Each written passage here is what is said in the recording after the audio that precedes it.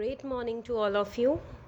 Today we will have the most awaited topic, which is tense. So first question is, what is a tense? Let's see. What is this? Time. Do you know what is time? Yes. We can define time in terms of seconds, minutes, hours, days, months and years. So you all know what is time. So what is difference between tenses and time, and what is a tense? Yes, here we have a third word, which is verb. I have already told you about verbs. This is action word also. It denotes an action. Now, a tense denotes an action according to time. Means tense tells us relation between time and action. When an action is done, it is told by a tense. So this is called verb tenses also, because verb has an important role in tenses. We can divide time into three parts. Now means present moment, and before now,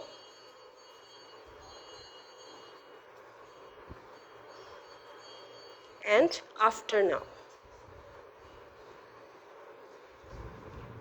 Now is present time, before now this is past time, and after now this is future time. So time can be divided into three: present time, past time, future time. As it is, tenses are divided also in three parts: present tense, past tense, future tense. Present tense means now, past tense means before now, and future tense means after now.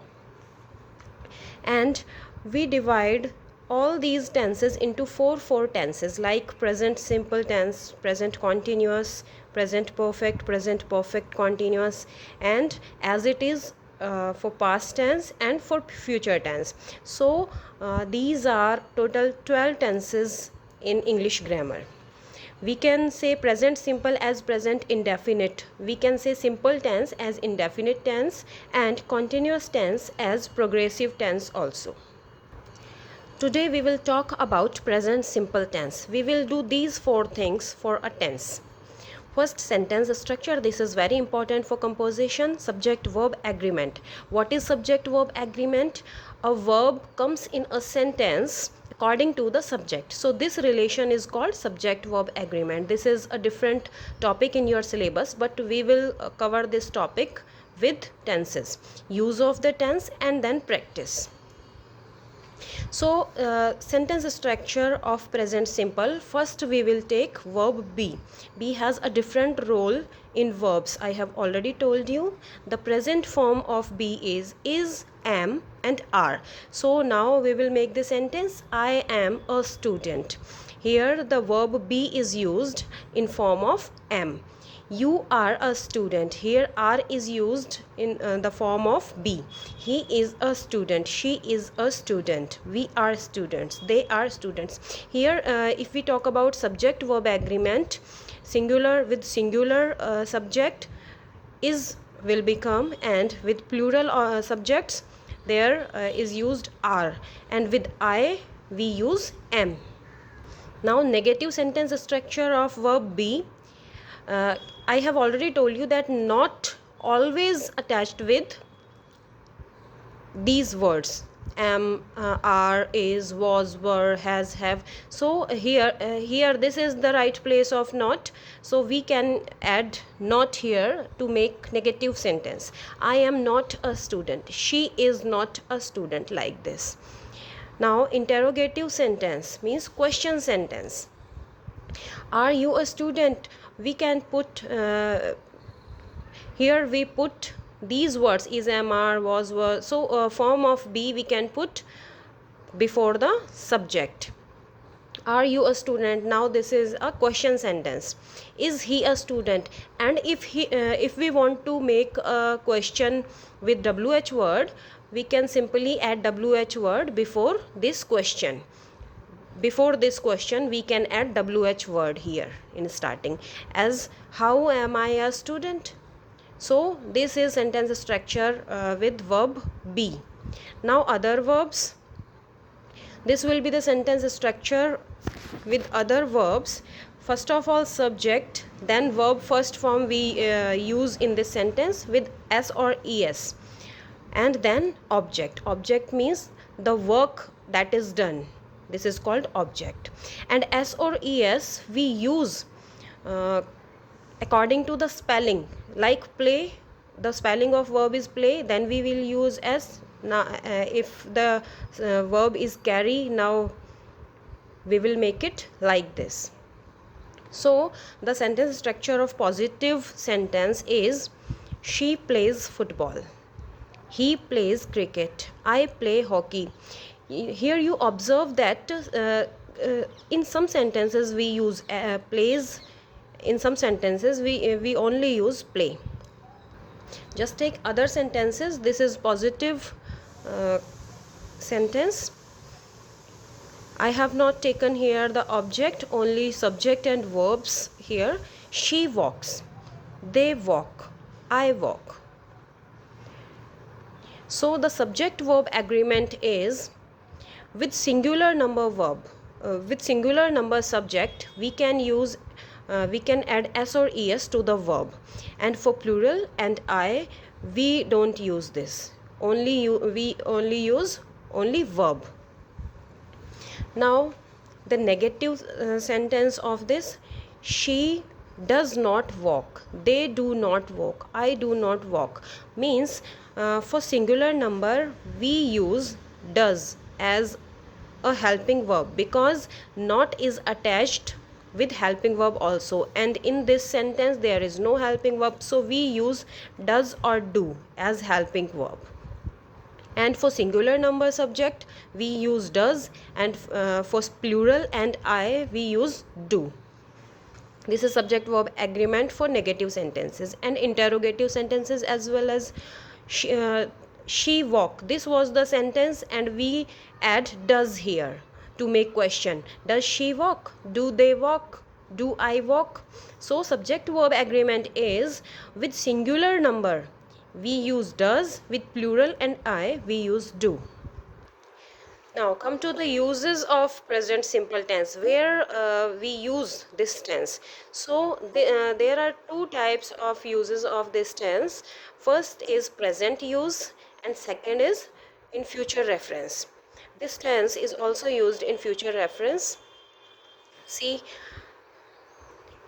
present uses of this tense is, first use is truth or fact, means if there is a truth and fact then we use present simple tense. Second, in permanent situation, means the work is not changed, the situation is not changed, so we use there present simple tense. And then for present habits we use present simple. Now this tense is used in future reference, like future timetable. If our timetable, if some action is pre-planned in our timetable, so we can use present simple tense. And second, in conditional sentence with future simple. Here we can use this sentence with future in combination of future simple tense in conditional sentences, if clause sentences. The first use of present simple tense is with facts and universal truth. If we are talking about some facts, then we will use present simple tense, like the most famous sentence is the sun rises in the east. This is universal truth, so we use here present simple tense because subject is singular, then so that we have used es. People need food, this is a fact, so we use present simple tense. It snows in winter, this is also a fact. So in facts sentences we can use present simple tense. Now second is permanent situation. In permanent situation, like I like mangoes, I like mangoes, I love something, so these are permanent situation.